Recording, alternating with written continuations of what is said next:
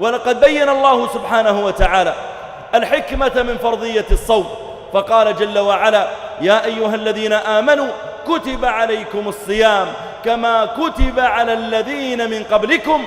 ثم قال تعالى: لعلكم ماذا؟ تجوعون، تعطشون، لأموالكم توفرون، بآلام الفقراء تحسون. قال: لعلكم تتقون.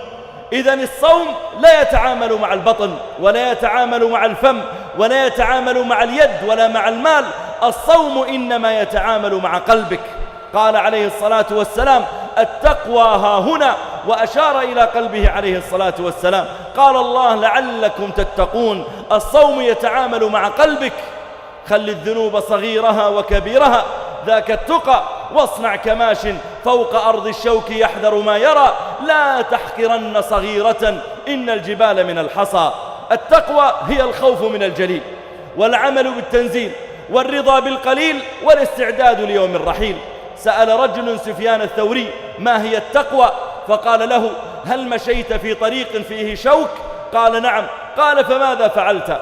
قال: اتقيت ونظرت أين أضع رجلي وجمعت ثيابي عن الشوك.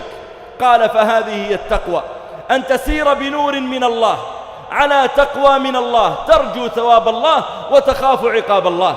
أن تسير في الحياة وأنت تتقي أن تعصي الله تعالى أو أن تقع في مخالفة شرعية.